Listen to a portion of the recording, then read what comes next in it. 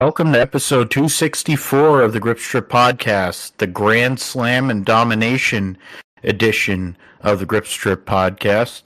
My name is Philip Matthew. I'm your host, and as always, I'm with the iRacing Indy 500 champion, computer genius, gentleman and a scholar, and someone who whooped all his friends' asses, Tiger Woods and Kyle Larson style, this past weekend. His name is Josh Refine. What's going on, brother?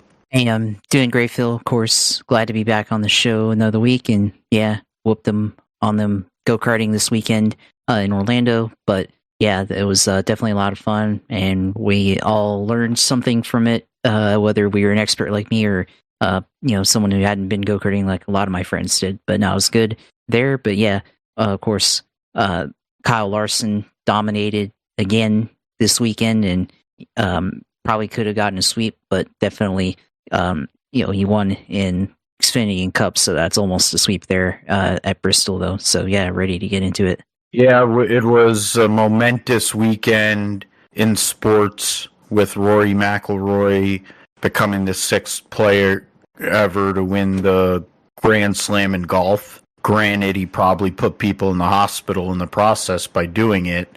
So we'll mention that. We'll talk about it later on.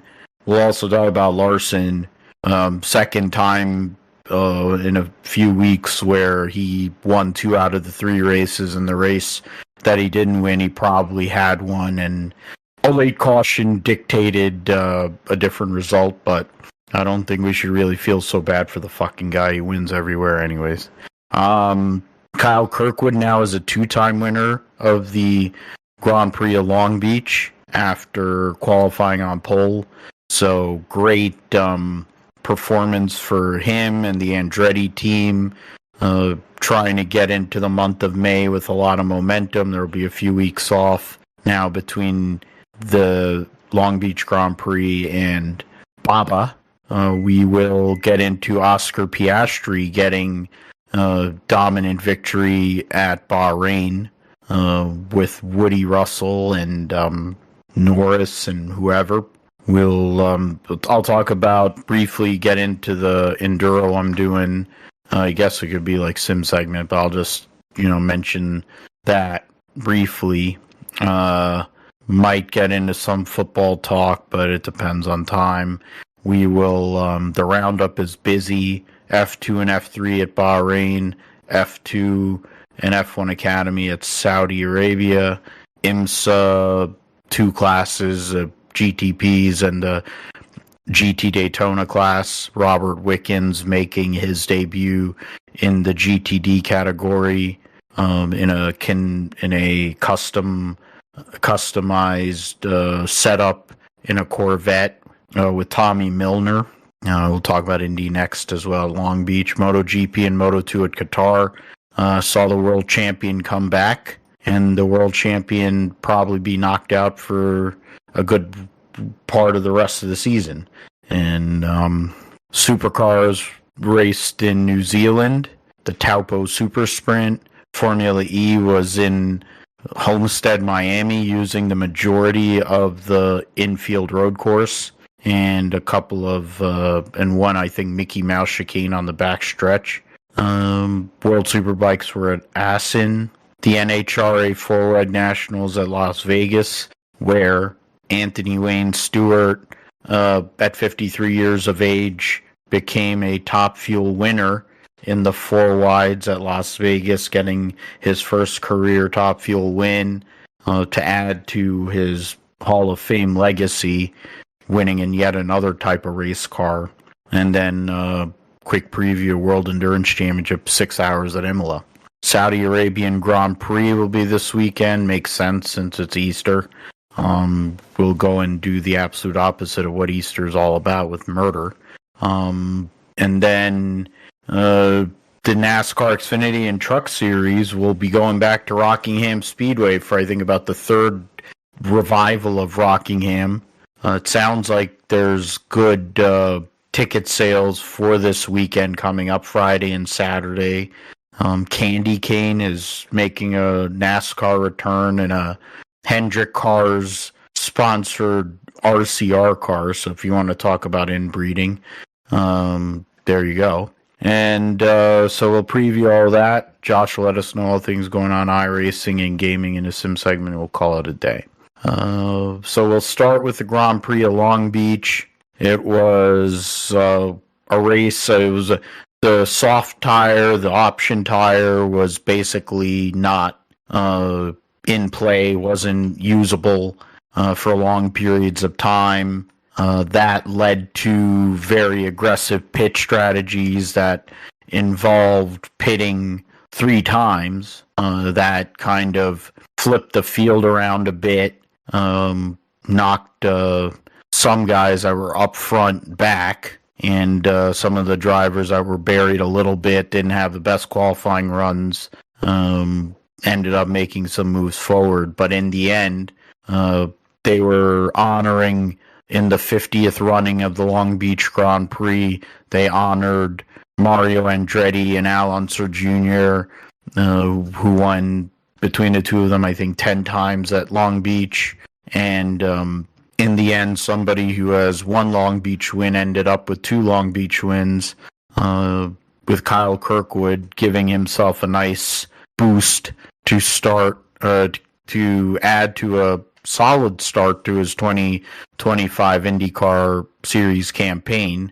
2 top 5s and 3 top 10s so far in 2025 with that win. So he goes out there, gets the W, gets a pole, and stops the winning streak for Hello Palou.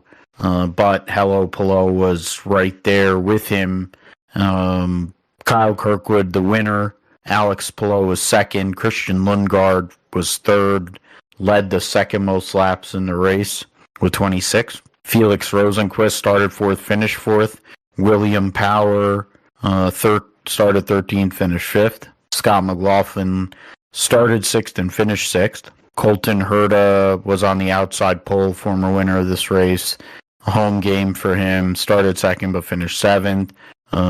Scott Dixon finished eighth. Stingray Robb led 12 laps, then finished ninth. And Kiffin Simpson led 3 laps and finished 10th. Pat O'Ward was 13th. You look like Rossi. There's a bunch of guys who are in the top 10. Erickson, O'Ward, Armstrong, Rossi finished in positions 12th through 15th. David Lucas started 10th. He finished 17th. Nolan Siegel started 11th, finished 20th. Joseph Newgarden started 15th and finished dead last, 2 laps down. That is crazy to think. 2-time series champion Penske has struggled for sure this season. I mean, it's really, that's an ugly look. No caution, so clean race, just over 100 miles an hour. Kiffin Simpson had the fastest lap of the race, and that is something. Yeah, this is very detailed event summary, leader. Sorry. Oh, okay. Wow, that's a nice graphic. Yeah, so they all kind of, Lundgaard went with an alternative strategy where he went long in the first stint, then did a short second stint, and then ran somewhat longer before he got on his last set of tires. A lot of the other drivers that were around him pitted single-digit laps. Dixon did a similar strategy to Lundgaard. But there was a variety of strategies, Josh. But in the end, probably the fastest car at the racetrack, or one of the fastest cars at the racetrack this weekend, came through with a win on a significant milestone weekend at Long Beach. It's basically the biggest race outside of the Indianapolis 500 for this series. So to win the Long Beach Grand Prix has always had great meaning. But for Kyle Kirkwood and the way he started this season, it has additional meaning because now he's emphasizing his claim or thought that he can compete with Hello Palou for this championship in 2025. Yeah, it does give a lot of insight into how this could play out, and Kyle Kirkwood has been fairly good so far this season. The worst he finished so far is 8th this season at Thermal, and he did really good at St. Petersburg, and of course won the Long Beach Grand Prix, dominated, won the pole, and he stops Alex Palou's winning streak to start the season, most importantly. So it's definitely something that, with the way that this could play out, maybe we see Kyle Kirkwood go out and have a challenging season for against Alex Palou. But I would like to see more from this group, though. I mean, we've seen them kind of have good starts to start the year, and then they taper off, towards the middle part of the season, and then they aren't in contention anymore by the end of the year. So that's what I want to see. I want to see more consistency out of this group. But they do have a chance here with how they are able to get good finishes consistently so far to start the year. It looks like out of this group, I mean, I think Kyle Kirkwood, Colton Herta, I think they both have good pace. I don't think Colton Herta has really good luck right now, but I think both of them show that Andretti, at least on IndyCar side, has the ability to turn around. We're still waiting on Marcus Ericsson to put in good results, but it does give insight that they might be a competitor. They've been quiet until now. They've been kind of quiet, but I think Kyle Kirkwood definitely has that ability, especially with the pace that he showed on Sunday at Long Beach. And I think it also adds to his career so far. He's won 3 races, and 2 of those have been the Long Beach Grand Prix, which I think are pretty significant there. So yeah, definitely think he has what it takes to compete with Alex Palou so far this year. And right now in the standings, second to Palou. So with the way all of this is playing out, you definitely want to see them continue to challenge out Alex Palou. You would have thought that with Paddle Award, with the way that they're starting their season, that they would have been challenging Palou, but that's not really been the case. They, of course, they did win, they didn't win, but they were second at Thermal. But otherwise, I feel like Paddle hasn't had the greatest start to the year. Still in 6th, but could be better, based on what they are aiming themselves for. So yeah, definitely want to see them improve as well. But it looks like so far, I mean, with the strategy and how things are playing out, it looks like Lundgaard has definitely had better pace, and we kind of saw it there with some of the moves that he was making, Christian Lundgaard there at Long Beach. So different shakeup so far this year in IndyCar, and at least we were wrong about Alex Palou winning for once, and that guy that stopped that was Kyle Kirkwood. Yeah, and I mean, we look at how the pecking order is. We're always used to Penske being up there, Ganassi with Dixon, and then you would also say McLaren with Pato O'Ward. I mean, Dixon is up there, but he's behind one of their customer teams and his former teammate Felix Rosenqvist, a guy who used to drive the 10 car in the past. Lundgaard is 3rd in points. Rosenqvist is actually within 1 race, a full race with all the bonus points that come if you qualify on pole, 2 points for that, lead 1 lap and lead the most laps, because Kyle Kirkwood maxed out on Sunday. So there's only 4 drivers that are within that through 3 races. Dixon's minus 56 and 5th. So yeah, Palou, Kirkwood's 34 points behind in 2nd, Lundgaard 46 points behind in 3rd, and Rosenqvist minus 54 and 4th. Dixon minus 56, O'Ward 62 and 6th, Herta, McLaughlin, Willpower, Joseph Newgarden tied with Alexander Rossi for 10th in points. Difference is the top 5 that Newgarden has, even with his dead last finish on Sunday. So, and then all these teams that have, now they have the charter deal, so it's not I guess it's a different circumstance. You had Jacob. There's wow. Bobby Schwartzman is actually ahead of some of these. Okay. Well, Connor Daly 7 points behind his teammate because of what Stingray did on Sunday. That's pretty mediocre. And Marcus Armstrong, they picked him for Carnes at Linus Lundqvist. Oh well.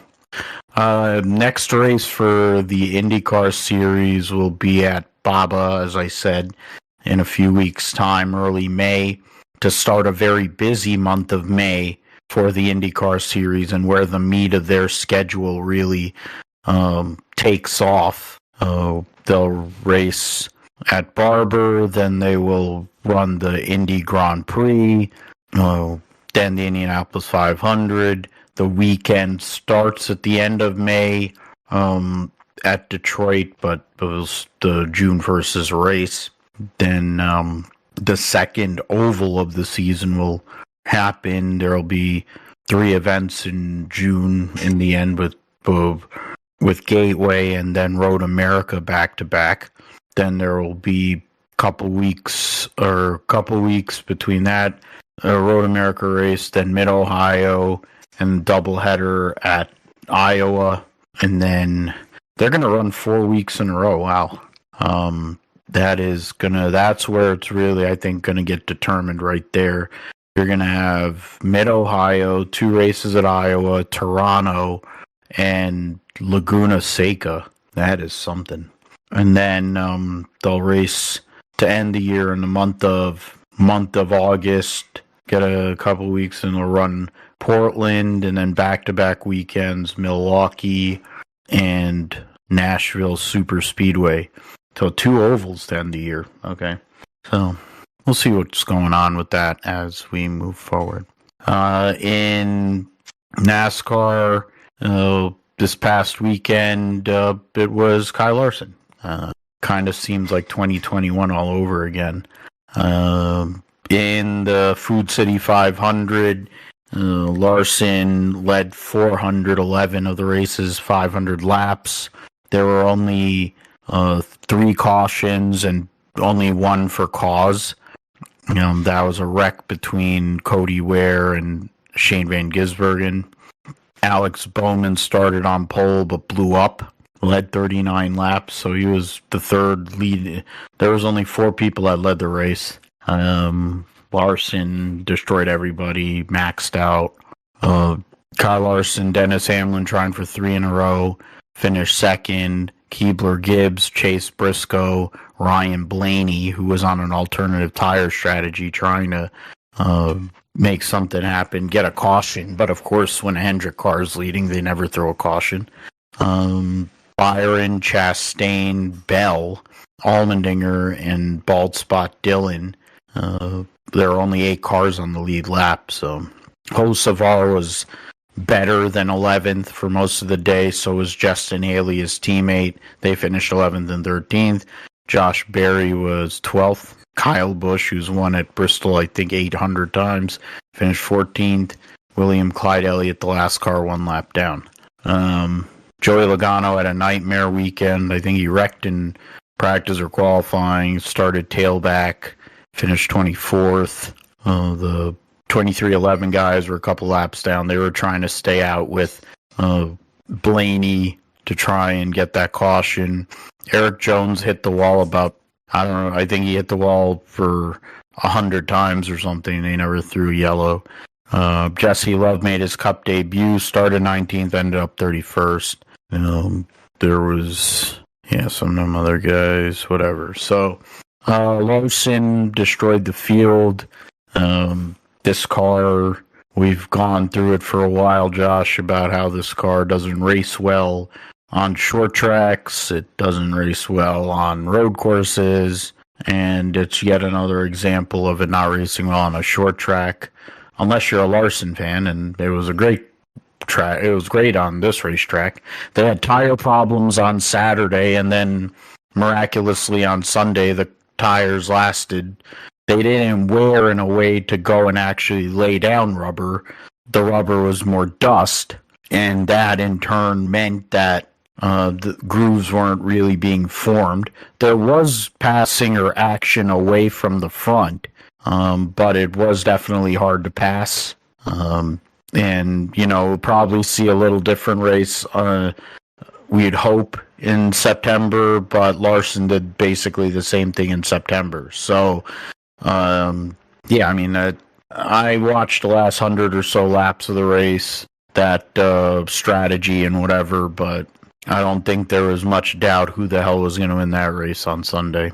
Yeah, I think part of this is the fact that Larson, he dominated the race, but honestly, really anybody could have dominated that race when you think about it. They just happen to be the ones that hit on the setup. And really it's the issue of the tires, right? But the tires are really what the problem is, and nobody could really pass there anyways, and there wasn't enough fall off. Yeah, everybody thought it was going to be a repeat of last year because practice, everybody was seeing the tire chunks on the ground and seeing the tires cording, and we thought we'd see exactly like last year, but then air temperature ends up being 10 degrees warmer, and that just completely changes the track temperature there. So it definitely switched everything up, and then they tiptoed for the first 30 laps or so of the race.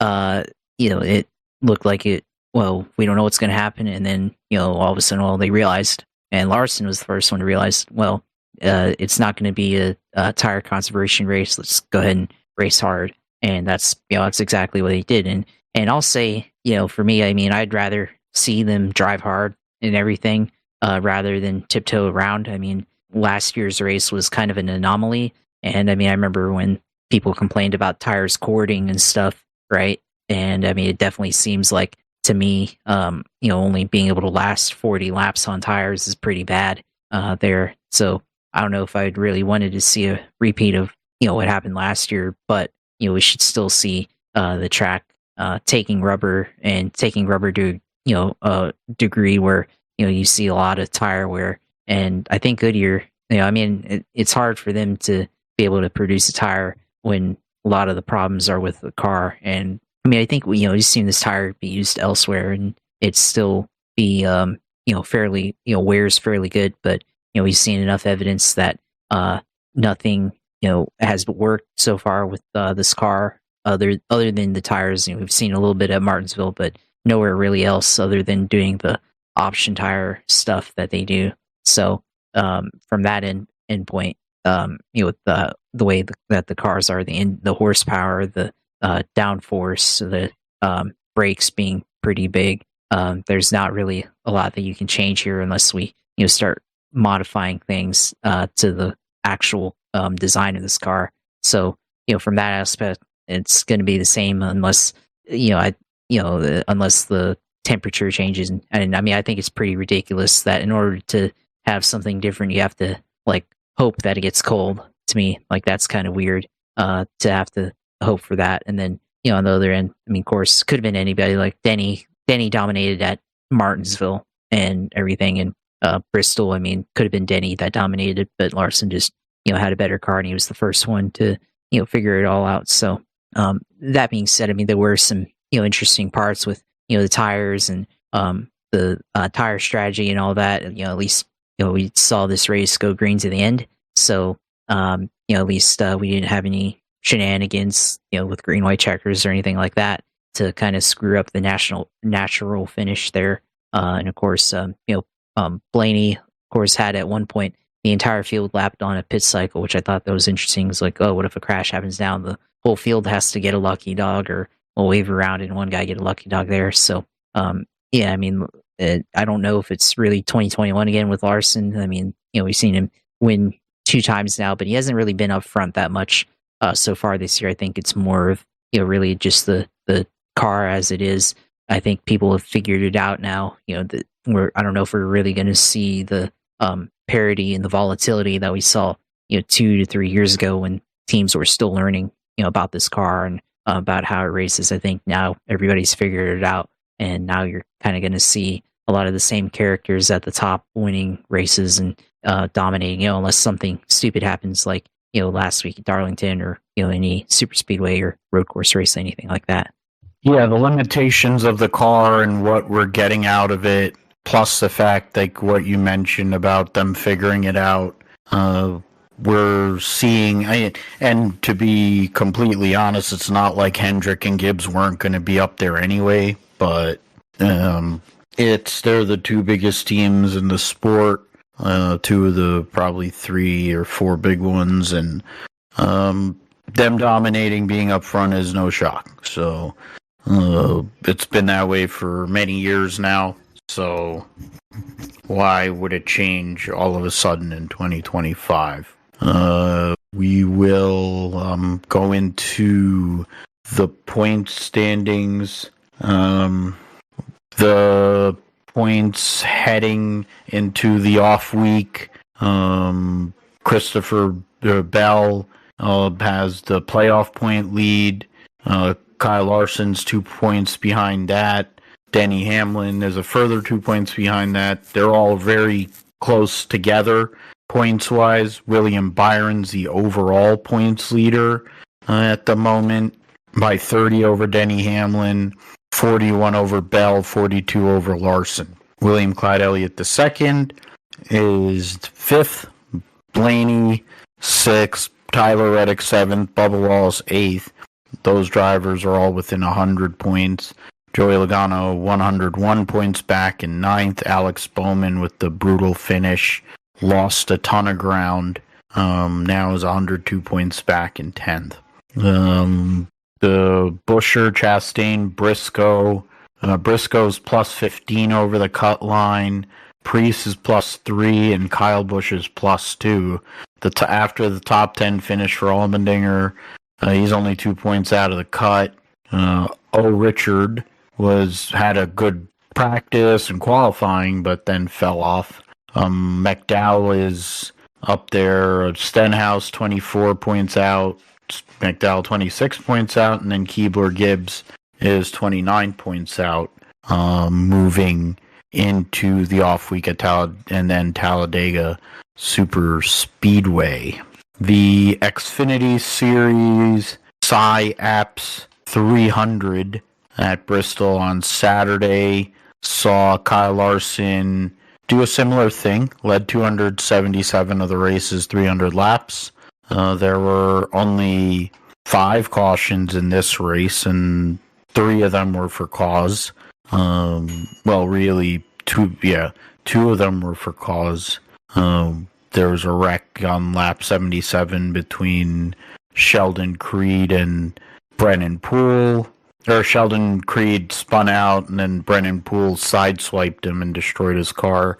Then there was a wreck on lap 213, which involved William Sawalich and Mason Massey.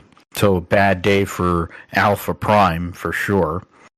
I mentioned Larson won, led all those laps. Carson Kvapil finished 2nd, Justin Allgaier 3rd, Sammy Smith 4th, Buckshot Jones after winning at Darlington finished 5th, Jesse Love 6th, Ryan Sieg, Corey Heim, Christian Eckes, and Dean Thompson, the top 10. Sam Mayer won stage 1, Larson won stage 2, and then the race. Connor Zilich, another great qualifying run, finished 12th though, started 2nd, finished 12th. Nick Sanchez had stage points in stage 1, finished a lap down in 16th. Sawalich had stage points in stage 2, but I mentioned he got wrecked. So, Larson and Hendrick, if you extend it, of course, to JRM, all 4 of their cars were inside the top 12, 3 in the top 5. And then you consider, Buckshot Jones, and then Sam Mayer for the Haas team. The same usual suspects really up there. Bonsignor was 2 laps down in 17th. Parker Retzloff actually qualified in the top 10. Huh? So the only Alpha Prime car that didn't get destroyed. Larson said on Happy Hours that he wants to destroy Xfinity fields to teach these young guys a lesson, and he succeeded on Saturday.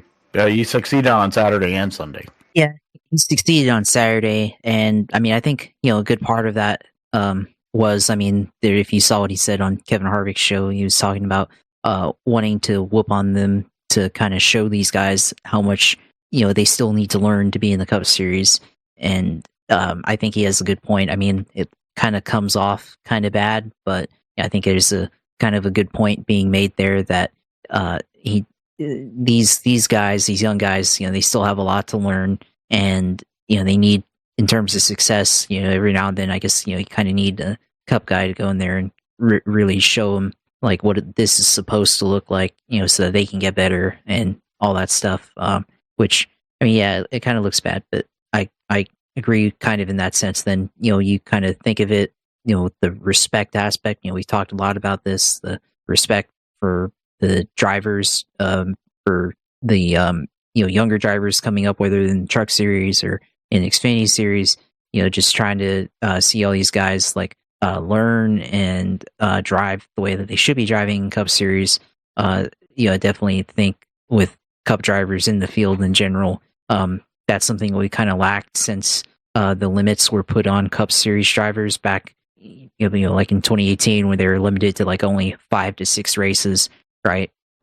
That's definitely been a part of it there. So I can see his point from there. And I mean, I think, if you're NASCAR and you kind of agree with this, then, maybe you can have like a rotation where, you have a certain set of drivers compete and do their 5 to 6 races. And then you have another set of drivers that we don't have what we had, in the 2000s where drivers were, bushwhacking, and, you had Kevin Harvick, Kyle Busch, Carl Edwards win all the races, and, all the guys in the regular rides barely won anything or had anything, to compete for. So, you don't have, the same guys all dominating throughout the entire season. And there's still the chance, in my opinion, that those guys don't win. I mean, Kyle Larson went and dominated Homestead, but he didn't win Homestead and everything. So, and I do think, on the other hand, it does show the level of domination that he has versus, a former Cup guy like Eric Almirola going out there and, barely winning,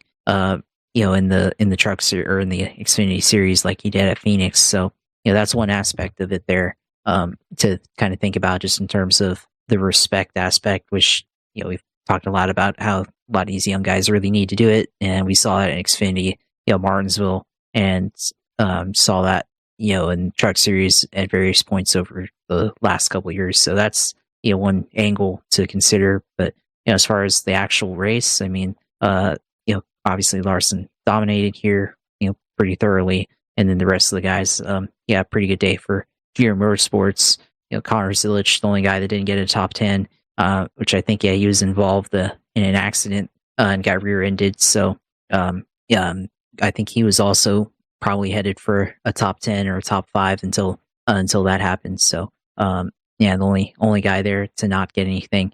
Otherwise, at least, Sammy Smith, I guess, surprisingly got a top 5 finish. So that was a little bit surprising to read about there. But I mean, nothing really much happened in this one. I mean, the only thing of significance there is Sheldon Creed with the big accident with Brennan Poole, of course.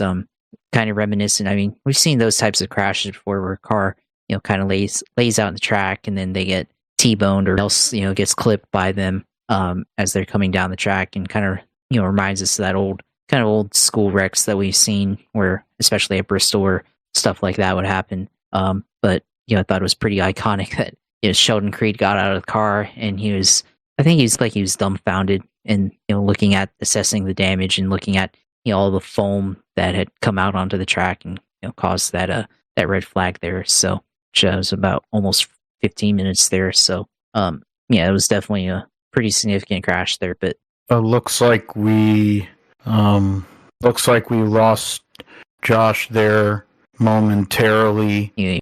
Through them. So that's pretty interesting there. And 2 out of 3 ain't bad, I guess, for Larson there. Okay. All right. So at least you came back there. I don't know. It might have been on my end, probably.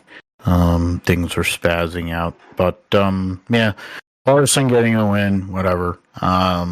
Does nothing for most people here in the Xfinity Series. That's not what I wanted to do. The points heading into Rockingham this coming weekend.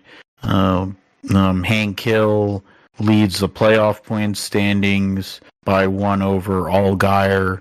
Allgaier leads the actual points by 83 over Sam Mayer, 109. So, I mean, he's over 100 points at everyone except Sam Mayer. 10th place with Sammy Smith, 154 points behind. So that is something. I mean, the battle from third on back is, I mean, Jesse Love and Austin Hill are kind of in their own little realm. Connor Zilic is 5th in points. Wow. Considering the bad luck he's had and the terrible pit stops and other crap, the speeding penalties and all that. This is his first, and let's get something straight here. This is his first full year driving a NASCAR vehicle. He's coming out of driving sports cars and other various vehicles like Mazda MX-5s for Shea Holbrook's team and whatever. This is his first full year in a stock car, and he's in the top 5 in points. So even if Trackhouse is starting to suck, at least they signed the one guy that could probably prop him up. Carson Kvapil, 3 points behind his teammate there. Buckshot Jones has a win. That's a good little combo. From 5th on through 10th is very close. Is only 19 points. Jones, Creed, Sieg, Smith. Daniel Dye is +5 over the cut. Harrison Burton's 2 points out of his cousin Jeb. Christian Eckes -5. Nick Sanchez -7. Taylor Gray -20 to the cut. So actually a really intriguing battle there for that cutoff. Dean Thompson inserting himself into the mix too, actually. He's only 5 points behind Taylor Gray. You got, Retzlaw, you have Sawalich there. After that, really, nobody there. Okay. All right. So move to the trucks. Larson trying to get the clean sweep. Weather guard truck race. He didn't lead a lap in this race, actually. But he was up there late. But Chandler Smith, who won stage 1, finished 2nd in stage 2 to Bailey Curry, led 127 of the race's 250 laps and took the victory. Rajah Carruth led the 2nd most laps, but ended up 9th. There was only 5 leaders of the race, so at least there was a consistency across the whole entire weekend of lack of leaders and lead changes. Chandler Smith gets his first Truck Series victory in a few years, 6th career win. Larson, Heim, Ankrum, Ben Rhodes, your top 5. Lane Riggs, Chandler Smith's teammate, finished 6th. Jake Garcia, another top 10 finish for him. Caden Honeycutt, 8th.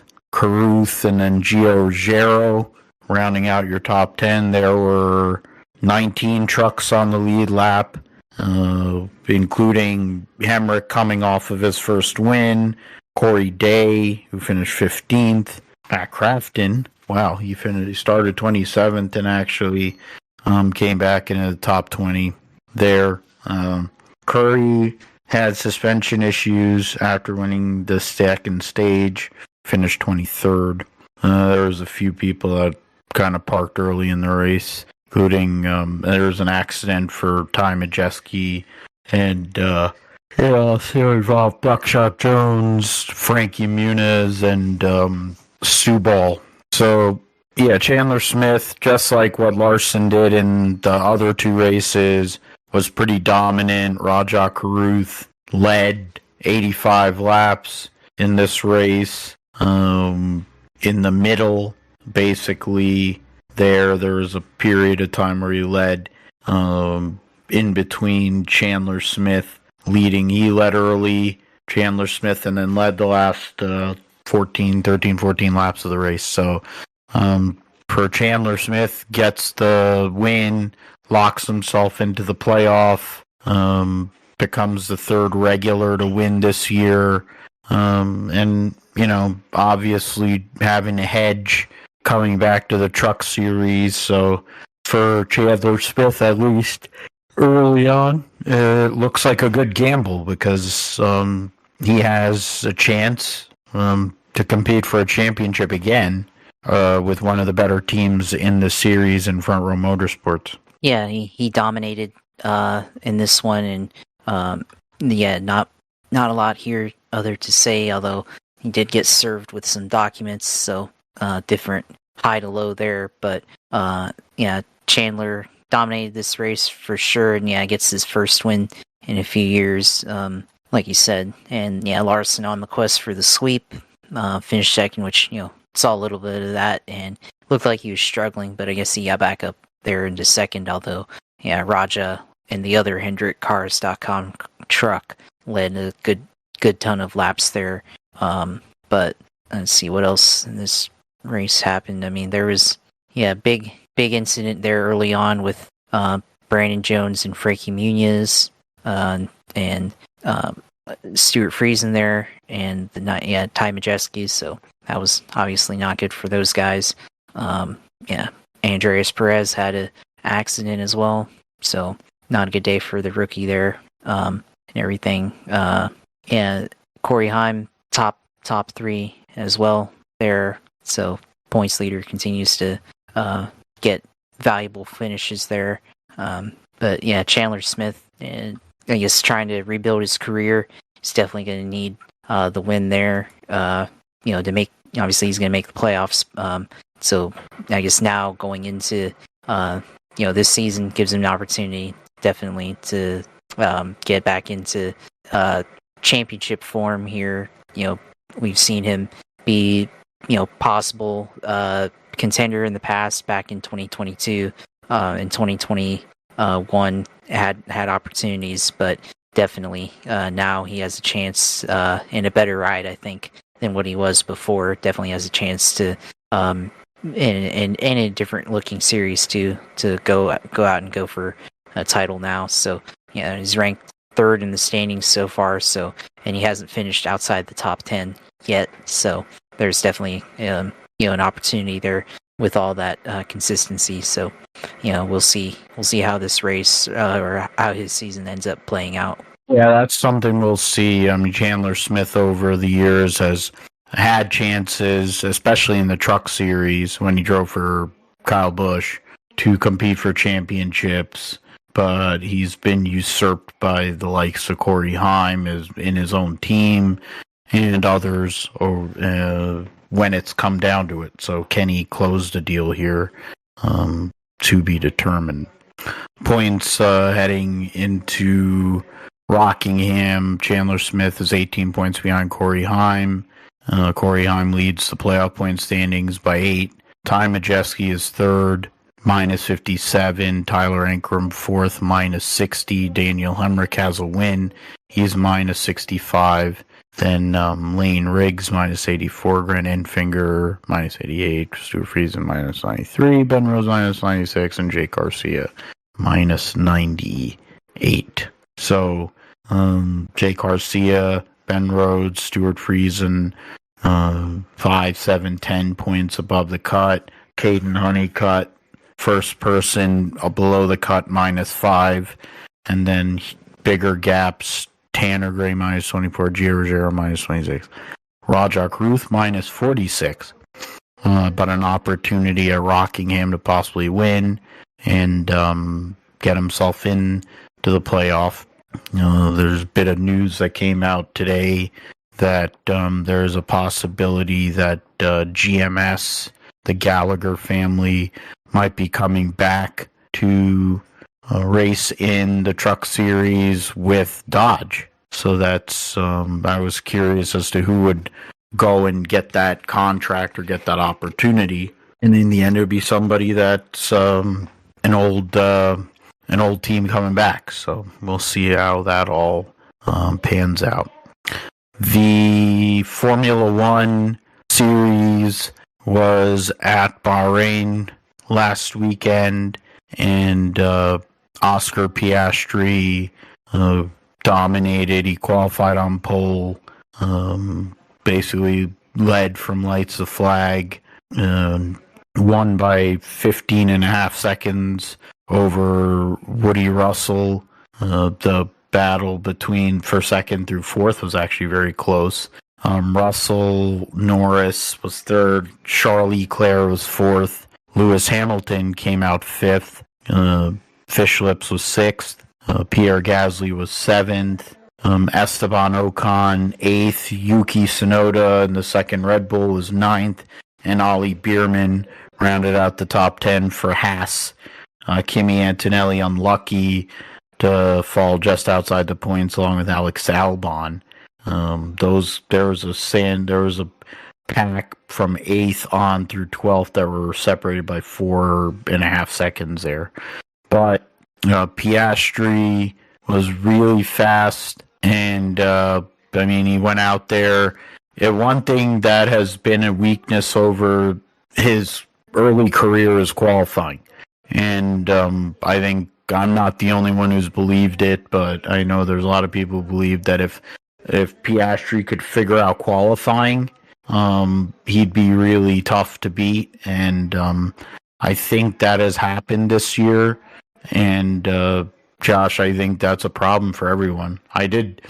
I will say I did pick him to win the World Championship, so I don't usually get these prognostications right, but I like that one for many reasons. He's a better driver than Lando Norris, and better head on his shoulders. I think he can handle battling Fishlips. It's about McLaren winning the Constructors, and I don't think they're going to have a problem doing that with this car. Curiosity is what's going to happen points-wise once, say, Ferrari maybe figures it out, or Fishlips is able to put some things together. That's where the curiosity lies. But for this week, in the second of a 3-week run there, Oscar Piastri stands tall. Indeed, he does. And you mentioned the championship there. That's looking like it could be a good pick. Lando leads by 3 points right now, but you do make the point that Piastri seems like he's the better driver, and I kind of agree with that right there, because the end battle between Lando and George Russell there, I know there wasn't really much of an opportunity there, so for Lando, I think he only had 1 or 2 shots there at the end where he could have tried to overtake George Russell there. The last lap going into the final turn, he had DRS to try and do something, and he didn't really do anything. I think he tried to just hold his line there and try to overtake on the outside, and didn't really make. Which to be fair, you don't want to junk your car there at that point, but he didn't really seem like he had that instinct to try to make, especially at that point, make George Russell fall into a mistake to open up second place there, because they did 1-3 with George Russell sandwich there, but at the same time, I'm sure McLaren probably would have loved to have a 1-2 finish there and everything. So that's one of the things that it's and we've already seen it a couple of times with Lando.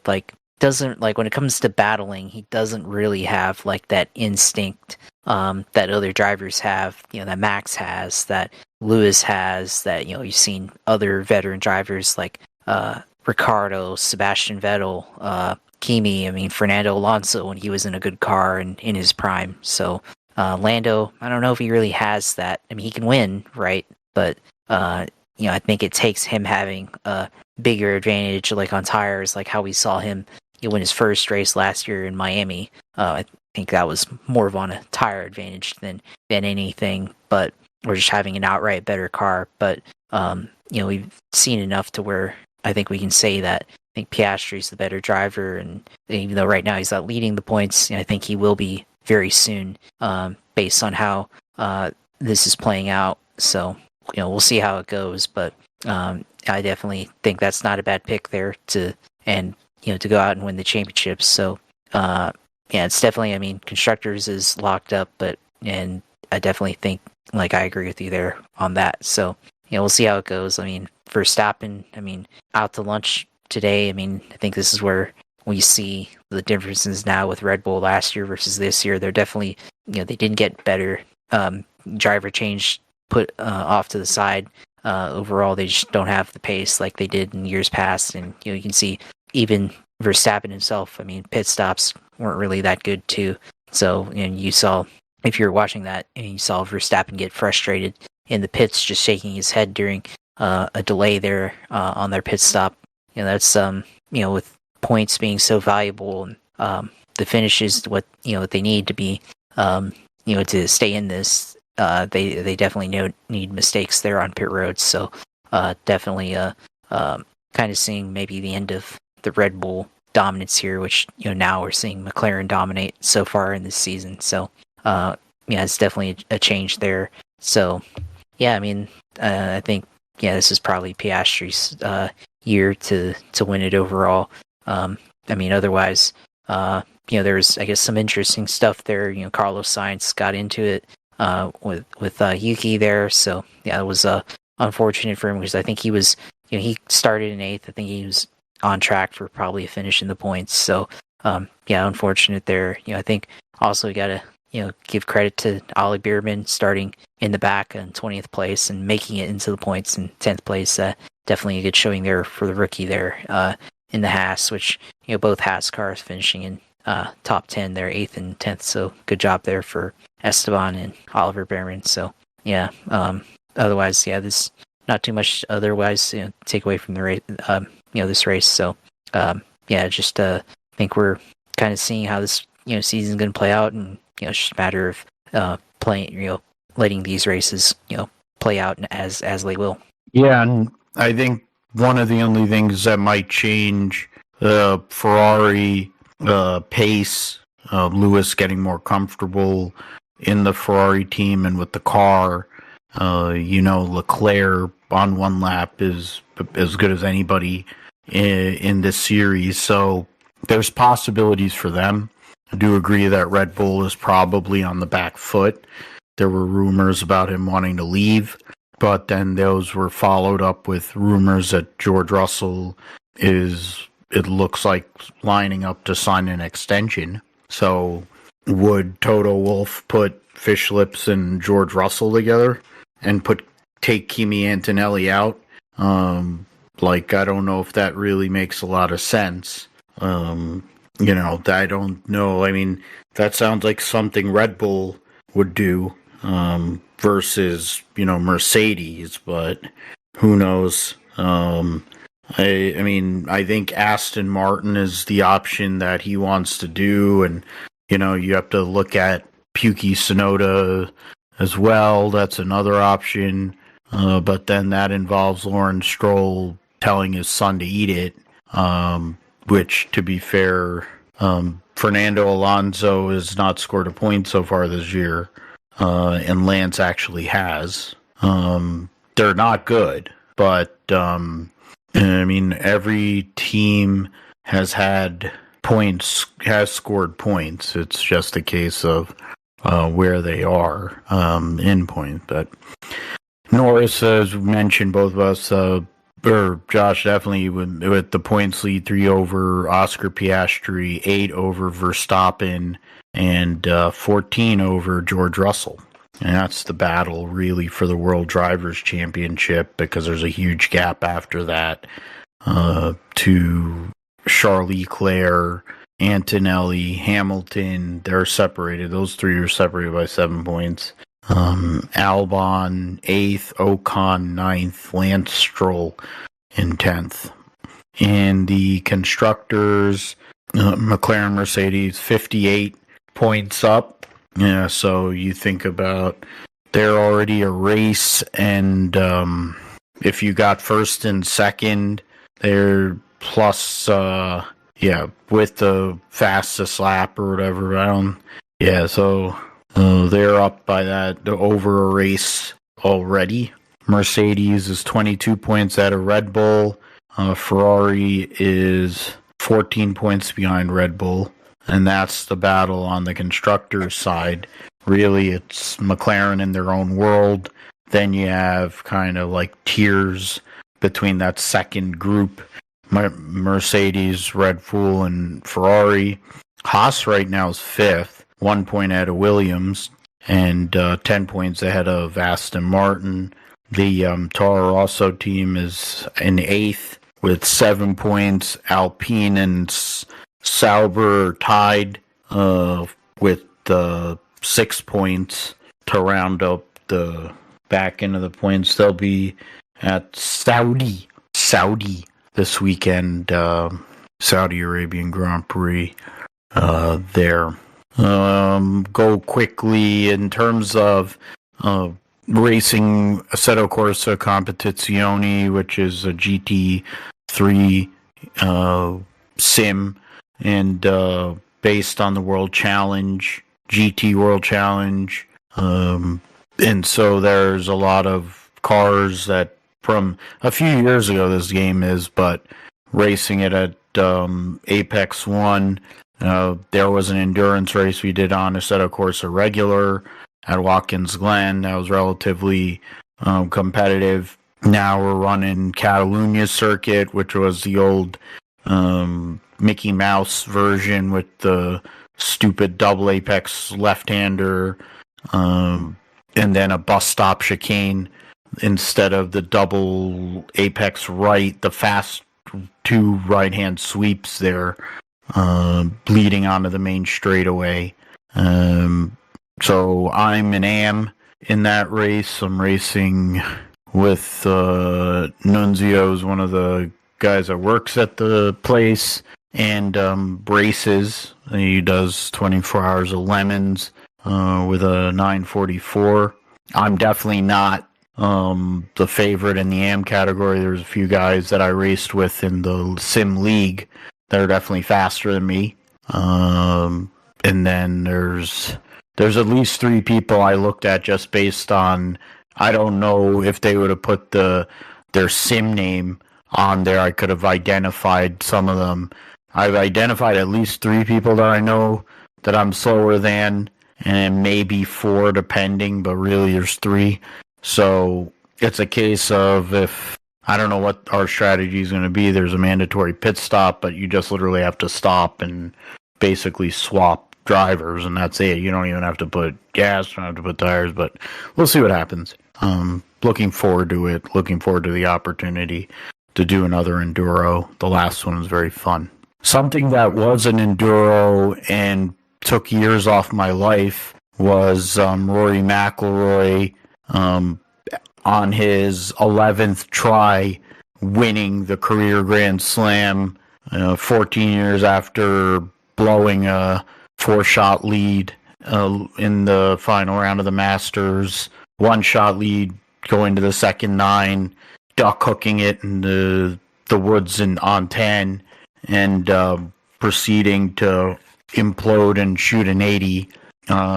This day he ended up shooting 73 in regulation, and how he got to 73 is something in its own right. One of the most insane rounds of golf that I've ever seen. McIlroy had the lead had a 2-shot lead, doubled the first, then parred the second while DeChambeau birdied. Then that switched over where DeChambeau bogeyed 3 and McIlroy birdied, so he retook the lead. Then another birdie on 4, the par 3, and DeChambeau another bogey led to a 3-shot lead for McIlroy, and that sustained all the way to the 9th, where he birdied that hole, and he was then up 4, birdied 10, so he birdied 9 and 10, got up to a 5-shot lead at that point. Then the interesting stuff started happening. Bogey's 11, almost puts in the water on the approach, somehow or another the ball holds up, similar to what Fred Couples did in '92 on the 12th. At that point he had a 4-shot lead on Ludwig Aubert, who had inserted himself in the mix, trying to win the Masters in his second try after being a runner-up the year before in his maiden voyage around the Masters as a professional. Par 12. Then the stupidity started. Absolutely effed up on a wedge shot on 13, put a ball on the Rays Creek after having a great drive and laying up. Doubled 13, bogeyed 14, and at that point he had lost what was a 5-shot lead, and it had become a 1-shot lead. Once he got to 15, he somehow or another hooked a shot around the trees, got it within, pretty close range, made that birdie. He had fallen into a tie for the lead going into the 15th hole with Justin Rose and Aubert. He birdied 15. It should have been an eagle. 16, he had a chance for birdie, but he gave up on that shot, on the putt. Rose had tied him at 11 under. Then McIlroy had one of the best shots ever, his second shot on 17, to basically kick in range, while Justin Rose had bogeyed. So at that point, McIlroy had a 2-shot lead going on 18, 2 shots in the fairway, a decent wedge, and we're talking about Rory's a Masters champion. He drives the ball well, 1 shot, a decent wedge, a drive, a decent wedge, 2 putts, and he wins the Masters. He gets the drive right. He hits a god-awful wedge right into the right bunker, then proceeds to make a mess on the green and bogey the 18th in regulation, a 72nd hole, and then have to fall into a playoff with Rose.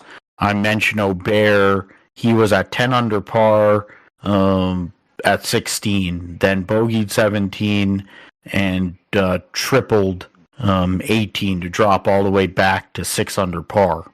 Justin Rose had 10 birdies in his round, and shot 66, so it tells you he did have bogeys.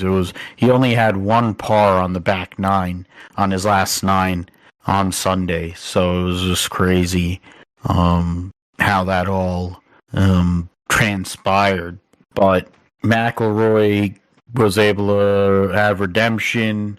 His best friend and caddy, good mate, Harry Diamond, said we would have given whatever to be in this position on Monday. And somehow or another that reset Rory McIlroy. He went out there, hit a similar drive to a similar spot. This time he was able to hit the wedge inside of Justin Rose. Justin Rose misread his putt for birdie on the 18th hole there in the first hole of the playoff. McIlroy was, I think, about 3-4 feet. He makes that putt, and then the waterworks start for everybody, including my mom and I. So it was definitely an amazing event, amazing moment to watch for the first time in 25 years someone in golf win the career Grand Slam.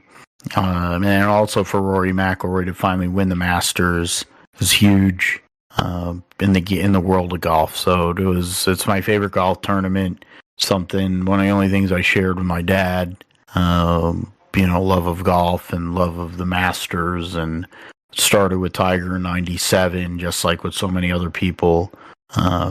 So 2019 I was a mess. I had a hangover too from Richmond the night before. Drove all the way back. Passed out in my recliner, but was able to see it live in the end when Tiger won. But this was quite a roller coaster, and just glad for Rory McIlroy. It's great for the game of golf, and he will defend his title with his good buddy Shane Lowry in the doubles event in New Orleans. And then the next major is a PGA Championship at Quail Hollow, where Rory McIlroy has won more than anybody. So we'll see what happens with that. Yeah, so we'll talk about the draft next week because it'll be closer because the draft itself will be, I think, next Thursday itself, right? So yeah, it'll be more relevant at that point. So we will move to the roundup. F2 and F3 were at Bahrain in Formula 2. The results from the races, the sprint race win went to Pepe Marti. It'll go so Pepe Marti, Richard Veeshore, Daniel Bogdanovic, Gotha, Lindblad, your top 5, Villa Gomez, Mini, Fornaroli, Ryomo Miata, and Luke Browning, your top 10. Jack Crawford was 12th. Kushmini 16th. Then trying to see who else, but then in the feature race, Dunn was the winner. Alexander Dunn for Roden. Motorsports, Luke Browning, Luca Fornaroli, your podium. Pepe Marti, Victor Martins round out your top 5. Veeshore, Bogdanovic, Lindblad, Mini, Dirksen, your top 10. Miato's 14th. Jack Crawford 16th. Kushmini 18th. So really bad stuff going on for the Dams team. Seb Montoya was 19th. Standings moving into Jeddah. Luca Fornaroli is a point ahead of Dunn, who's got off the schneid points-wise with a feature race win. Luke Browning, with his second place finish in fastest lap, moved from 6 points all the way to 25, and he's now a point behind. Pepe Marti, with a strong weekend at Sakir, puts himself into the mix. He's only 3 points back, and Richard Veeshore is only 5 points back in 5th. So that's the early battle. And then after that, there's a lot of drivers that are within at least 9 points. What is it? 1, 2, 3, 4, 5, 6, 7, 8 drivers haven't scored a point yet. Miata, Jack Crawford, Kushmini, Max Easterson, all of those are drivers that we've looked at that haven't scored. So in Formula 3, the winners of the races there, the sprint race, Nicholas Soloff, Slater, Tappinen, your podium, Voisin, Stenshore, Tramnitz, Giusti, Ho, Verts, and Stromstead. Your top 10, no Leon, Camara, Ray, Boyer, Lundgren, Hoopener, Interpruvzak, Luca Bador's kid there. And then in the feature, Kamara, Voisin, Tramnitz, your podium, Tappinen, Soloff, Stromstead, Giusti, Boya, Delpino, and Ho, your top 10. Standings moving to Imola here in a month's time. Kamara has 2 feature race wins to start the year, and he has a 26-point lead over Tim Tramnitz. Voisin 3 points behind Tramnitz, tied with Stromstead. Basically, after Kamara, there's actually a good battle. 10 points separating second through 7th. 11 points if you had Nile between second and 8th. Kiavetrin, Interpruzak up there. So we'll go into F1 Academy. They raced at Shanghai for their first race of the year. Palmowski and Dorian Pan were the winners of the 2 races they had there. The They were supposed to have 3, but I think there was weather issues. The standings, or no, there is 2. Right? Okay, so Dorian Pan has a 5-point lead on Woog. Chloe Chambers, Palmowski, Larson, your top 5. Leah Block 9th. Courtney Crone hasn't scored. So we'll see what happens at Jeddah. They'll be back after that at Miami. So short turnaround, couple of weeks for them in the F1 Academy. We'll move to IMSA ran at Long Beach and saw the results. Continues their dominance in terms of the victories. They have swept every race so far this year, and that won't allow me to see the full results, so that's lovely. So we'll try that again. IMSA Long Beach results. Felipe Nasr, Nick Tandy, the winner by just over 3 seconds over their teammate. Matt Campbell, Matthew Jaminet. So Porsche 1-2. BMW qualified on pole again, but finished 3rd. Then Earl Bamba and Jack Aiken, the Whelan Engineering Cadillac. The other BMW 25, Vanderlinde Whitman, to round out your top 5. The AO Racing Porsche with Johnny Edgar and Lawrence Vanthor were the winners in GTD over the Lexus Vassar Sullivan duo. Parker Thompson, Jack Hawksworth, who competes in GTD regularly, and then Frankie Manicalvo and Thielitz, who do not compete in this category regularly, same as AO Racing, going in there getting points. So Robert Wickens, Tommy Milner, they had issues with the car, with the brakes, and ended up rounding out they were next to last, 5 laps down, but they ran better than that across the weekend. Wickens actually led one of the sessions, practice sessions earlier in the weekend. So get the Indy next. So that's Hauger. They ran St. Pete, and then they don't run again until Baba. So there you go. So I thought IMSA Long Beach. Okay.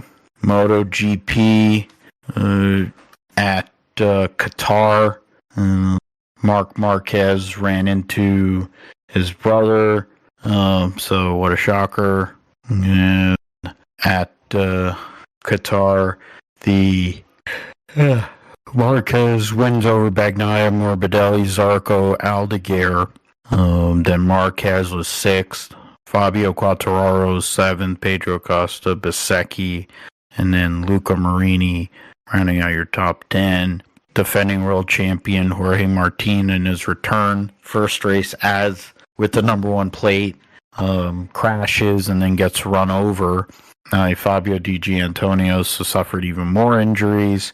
Might end up being out 3 months at least with those injuries. So unfortunate for the Martinator.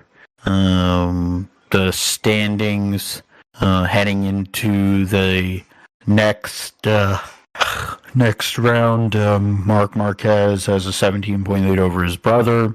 Pecco Bagnaia is minus 26 behind his teammate.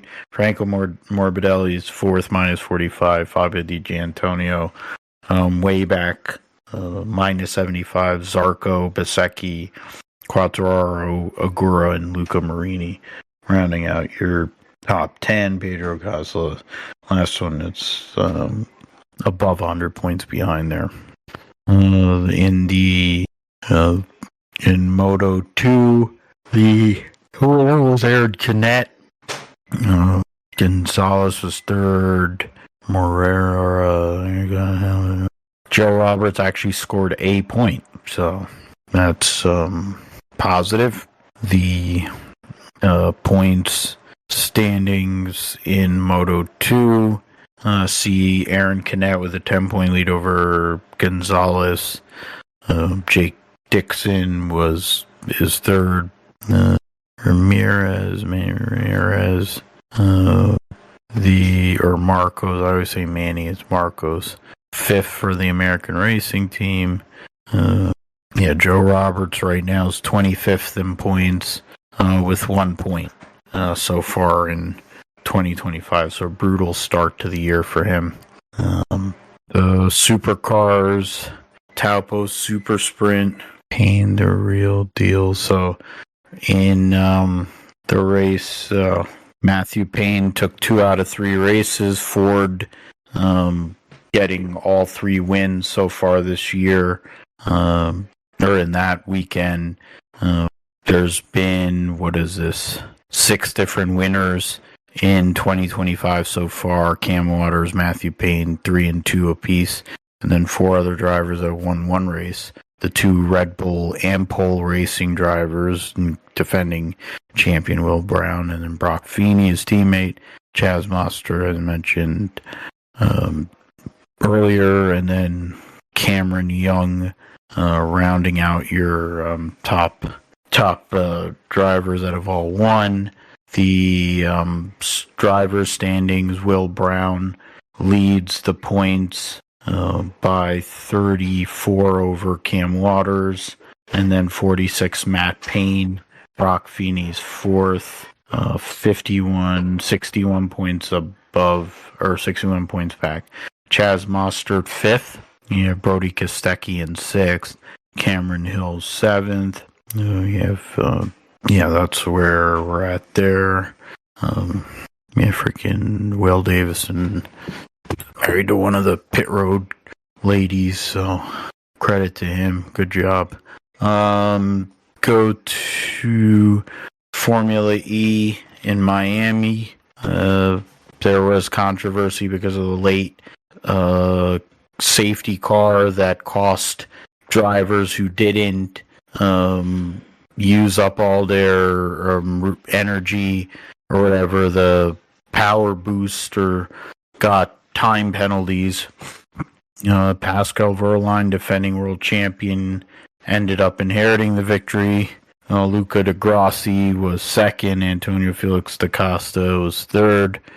Nico Muller, Eduardo Mortara, Dan Ticktum, Frines, and Jake Dennis. Oliver Rowland rounding out your top 10.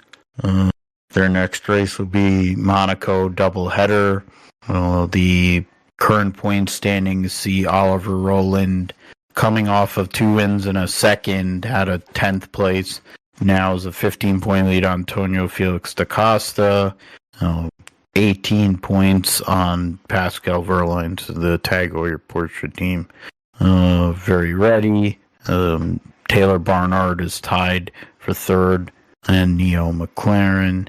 Then after that, Max Gunther, Hughes, Dennis, Jake Dennis, Eduardo Mortara, Jean-Eric Verne, and then Mitch Evans. Rounding out your top 10. World Superbikes. Go. That's not World Superbikes. Was the results of the race weekend. Nicolo, so 3 different winners. Nicolo Balega, 1 race won. The Super Pole race was won by Toprak Raskatlioku. And then Andrea Locatelli won race 2. You look at the points, Raskatlioku's 21 behind Balega, 29 over Andrea Locatelli. Right now, so I'm trying to look for, I don't see, there you go, Garrett Kurloff is 17th in points, so that's an unfortunate start to the year for him. The calendar after Dutch Grand Prix will be a few weeks off, and then they'll race at Cremona Circuit in Italy. So there's that, and then NHRA, that was a big one. I timed somehow or another, was able to time it to where when they were playing, when they played the final of Top Fuel, it was momentous. His first career win. He's won at Las Vegas before in a top alcohol dragster, and won there, I think, in 4 wide in a top alcohol dragster. He gets the win with 387 at 317 miles an hour. Austin Prock was just behind him, 4009 at 316. Antron Brown was running really, really well and blew up. So it wasn't for a lack of effort there. The 4 wide, you get results. Tony Studio, so the current points heading into next follow the Charlotte 4 wide. Sean Langdon has a 16-point lead on Tony Stewart and a 20-point lead on Antron Brown. So that's second and third. Doug Colletta minus 46, Jasmine Salinas minus 61, Brittany Force minus 88. Then in funny car, Austin Prock gets the victory and cuts his deficit down to 21. Paulie still leads the points over Jack Beckman, who's minus 16. Prock, then Matt Hagan is minus 44, and Chad Green. So then those are the 5 that are within 100 points. In Pro Stock, Dallas Glenn gets a victory and then now is only 4 points behind Greg Anderson. Those are only 2 cars that are within 150 points right now. And Pro Stock Motorcycle, I think they've only raced twice so far this year. Gage Herrera, 21 points out of Matt Smith, 45 points out of Angie, 49 over Chase Van Zandt. We'll go from there. WC to Imola. That's championship. We'll be racing Imola for will be 6 hours. They'll race on Sunday afternoon, on Easter Sunday, to see who will come out. So that's the entry list, as usual entry list. There will be 18 prototypes and 18 GT3 cars. They don't have a third driver listed for the Valkyrie Aston Martins, but we'll see. The Porsche Penske team, they got Toyota Gazoo, the Hertz team Jota, WRT BMW, Alpine, AF Corsa Ferrari, Peugeot, and then Proton. And you have Art of Racing Aston and GTD, only American representation there. There are probably other ones, like Proton Competition. So that's the 6 hours. That's the usual grid there for WEC. Josh, I'm going to throw to you. Need a moment here to start the preview and picks for the Saudi Arabian Grand Prix. Are we looking at another McLaren domination, or does somebody else come out and do something this weekend? I think all signs kind of point to right now of McLaren continuing their run here. I expect either Oscar Piastri or Lando Norris to go out and win the pole here this weekend to lead during practice. But otherwise, I just can't really see anybody else other than that. I think the real question is can Max Verstappen get back to form? Can he finish in the point on the podium this time? I think that's really of interest here. But right now, it's really hard to see anybody else, winning this besides probably Piastri or Norris. But I think the other factor is can Ferrari with either Leclerc or with Hamilton, can they make noise in this and potentially, get a surprise podium here with the way things are playing out? Obviously, Mercedes with George Russell doing very well, but I think Norris and Piastri definitely have the hand here to go out and get a win for this team. I mean, possibly even a 1-2. So yeah, we'll see how this goes here. I mean personally for me, I'll say for me, I pick Piastri to finish first, so I'll write that down. Piastri first, and then I'll say Norris on the podium, and then I'm going to say that Charles Leclerc finish in third place on the podium here, so get a podium for Ferrari for me, and then I think other people like outside of that. I mean, let's talk about Oliver Bearman. Can he continue the momentum here and continue to finish in the points? Can Gasly, can Esteban Ocon, can they continue their run with Alpine and with Haas to finish in the points here? Kimi Antonelli, can he match George Russell and finish in the points here? Isaac Hadjar, can he improve Yuki Tsunoda back in the top 10 last week in Bahrain? Can he continue to finish the points and at least slow down the bleeding for Red Bull here? Definitely, I think those are some of the storylines we got to pay attention here this weekend for the Saudi Arabian Grand Prix. But yeah, overall, can't really see anything else other than McLaren winning the weekend.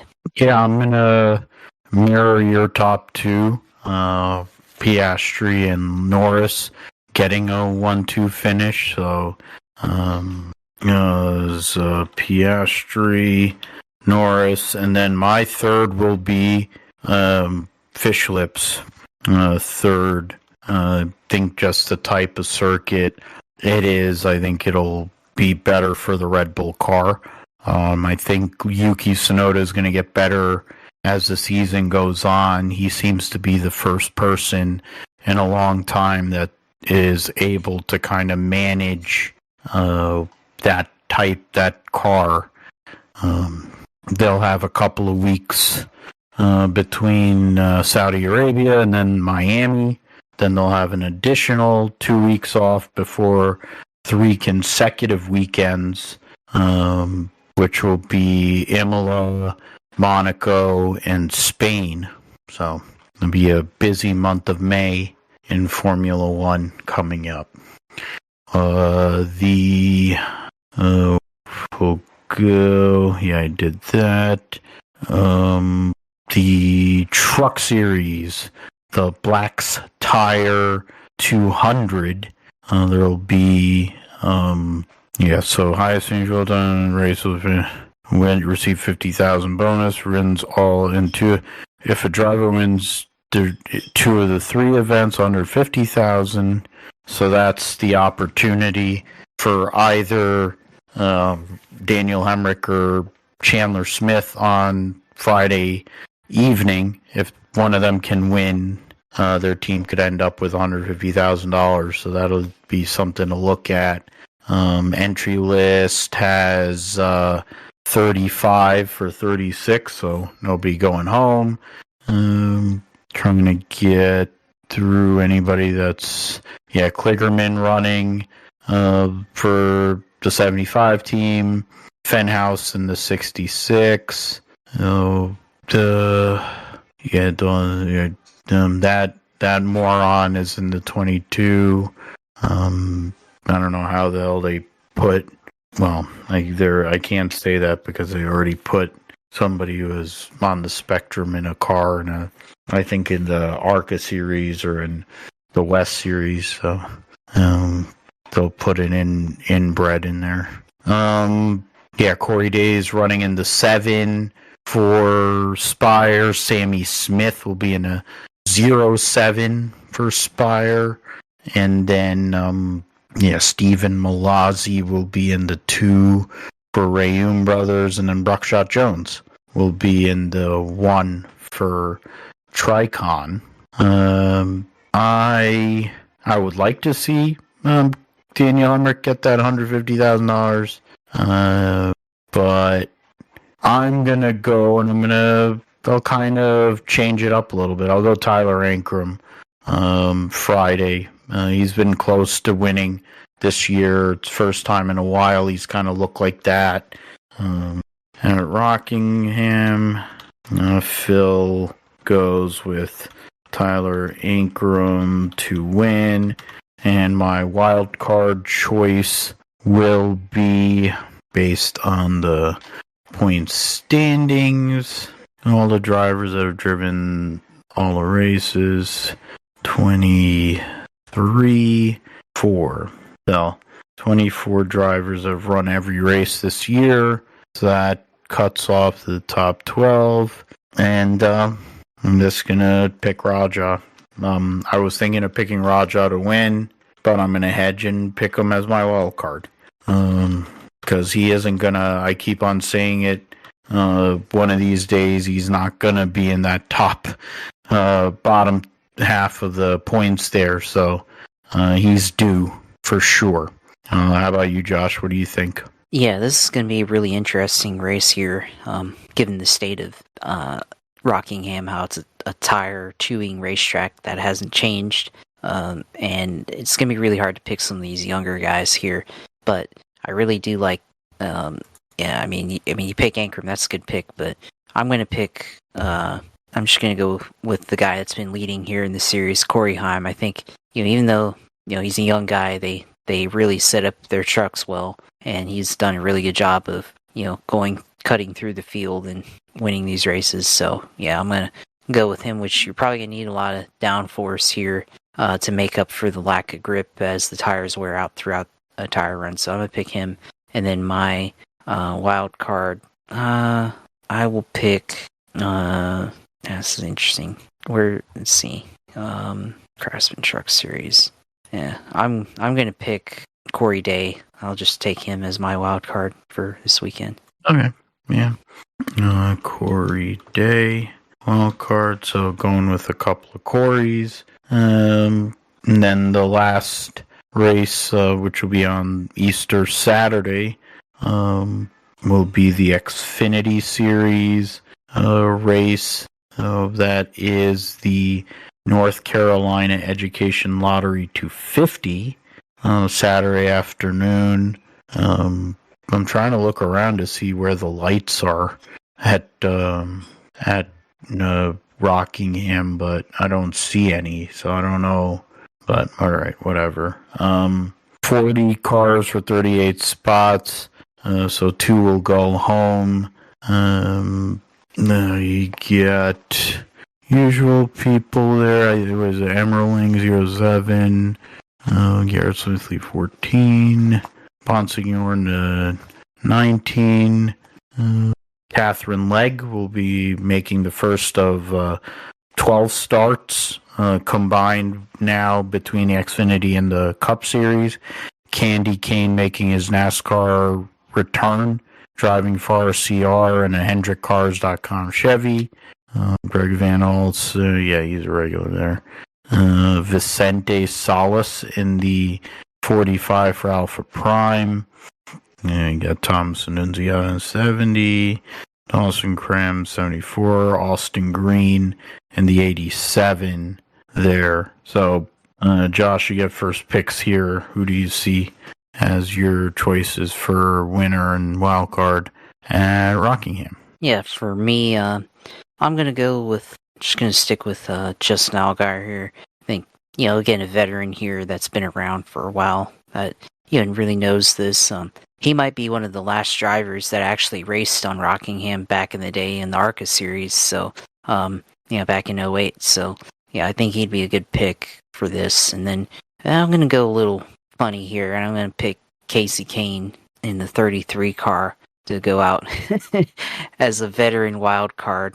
That's a very, he hasn't been in a stock car in a long time, and, 33 cars, that's a wild card entry there for Hendrick, which is interesting, a HendrickCars.com and a Richard Childress car, so that's a interesting combo there. But yeah, I'll see how he can do his first race back since 2018. So, yeah, that's what I'm going to go with this week. Now I'm kind of tempted to just go and you picked him as a wild card, and I just go and pick Candy Cane on his Xfinity and his NASCAR return. I mean, at a track where he's once upon a time had his first damn near one in the 9 car for Evernham, which was at that point the last Rockingham race or whatever.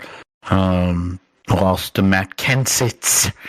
Yeah, why not? We'll go with Candy Cane. Okay. The wild card, I will, darn it. I have to go look at the points for this. The 9 drivers, so that's 22 plus, there's 27, so that's 14. I'll actually go with Nick Sanchez. Why not? So those, so Candy Cane, Dwayne, and Nick Sanchez wild card. We'll see how that all works out next week. So, Josh, it's your turn to let us know all things going on iRacing and gaming in the sim segment. Yeah, of course. Yeah, this week on iRacing, we've got, the 87 cars are at Auto Club Speedway. Xfinity Series are at Rockingham, so that should be interesting there. Of course, they've had the 87s at Rockingham, and I think there was a special event where they did like a Rockingham 500 and the 87s a while ago, and that was a really interesting one there to watch that one play out. The trucks also at Rockingham got the ARCA Menard Series at Michigan International Speedway, got the NASCAR, since it's off week, NASCAR Class A at Las Vegas. You got the IndyCar Oval Series at Atlanta. You got the IndyCar iRacing Series at Barber this week for the official iRacing Series. The Gen 4 cars are at Richmond there. So that's, then 87s, like I said, at Auto Club.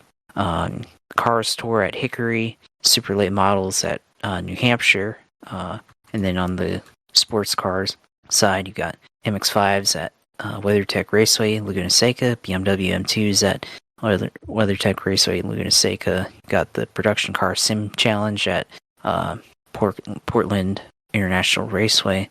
Got the Sports Car Challenge at Road Atlanta. Toyota GR86 at Watkins Glen on the Boot Circuit. The Stock Car Brazil Series at Okayama Short Course.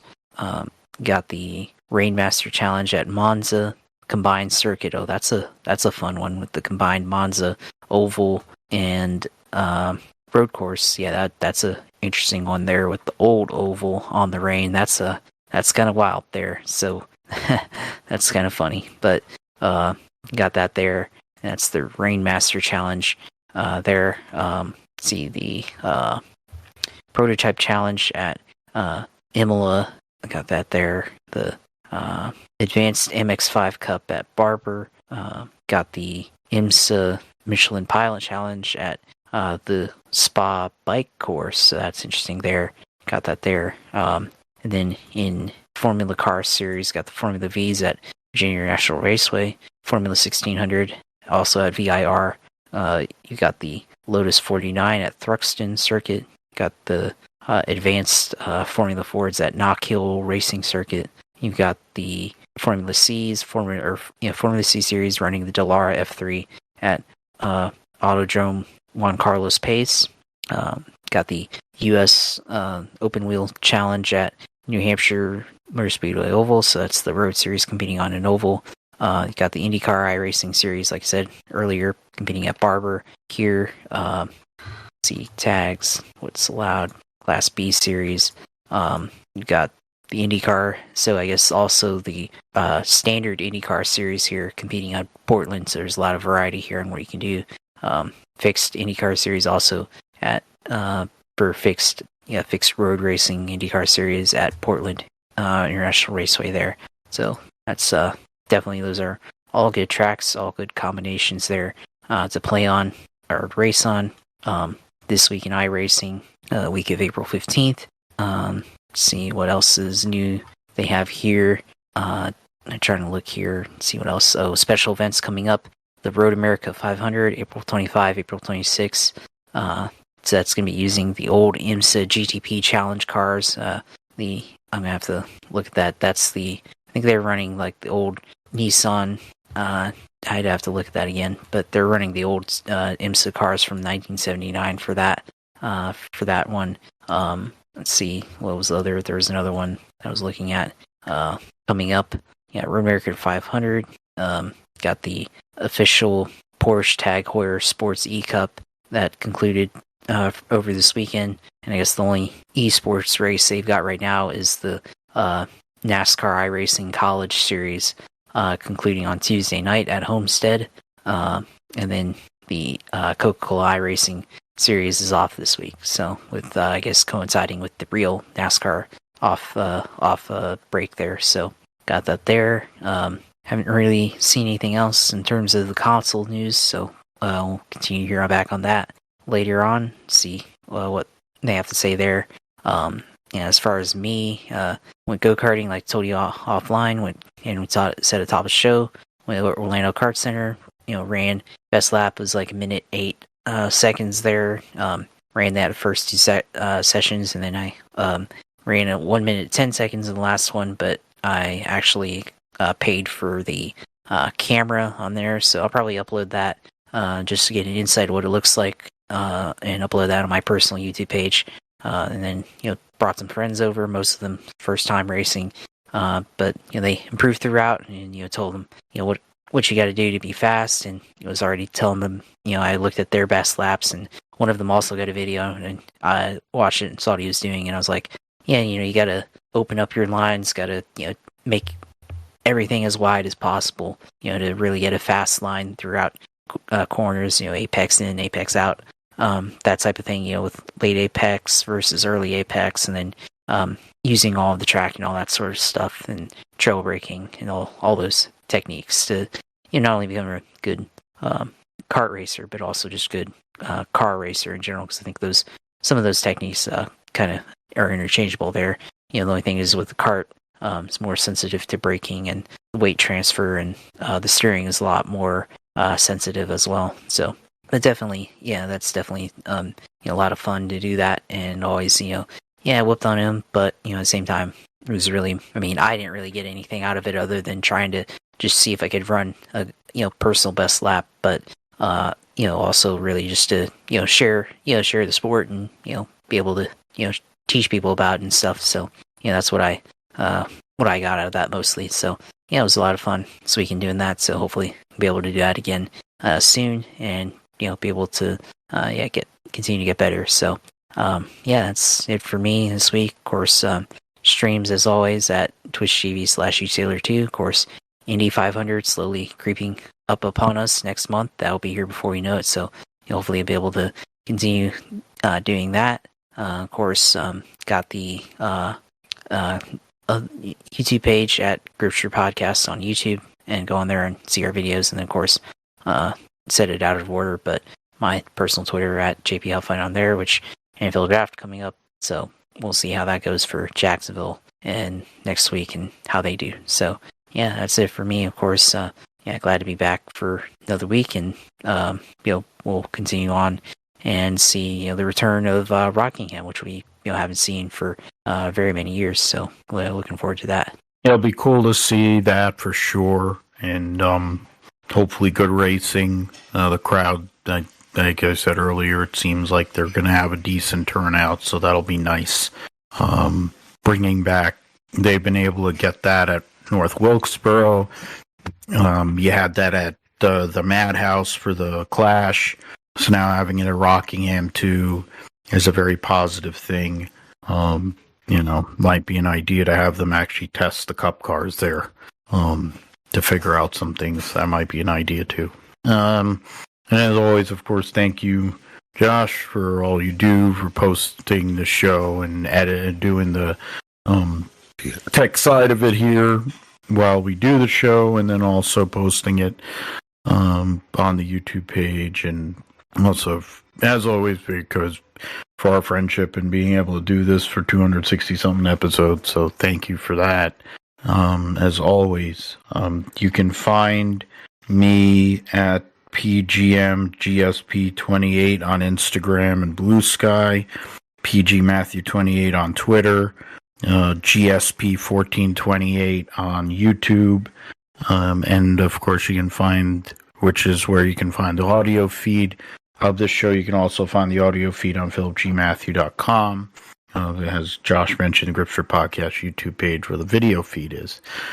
Next week, we'll come back, episode 265, and we'll spend time talking about the Xfinity and trucks at Rockingham, Formula One in Saudi, and then the NFL draft. We'll definitely talk about the NFL draft, preview what our teams are going to do. Hopefully by that point, I would think that the Niners would have tried or possibly gotten Brock signed, because if they haven't, then they really ought to be looking at alternatives. There'll be a rally.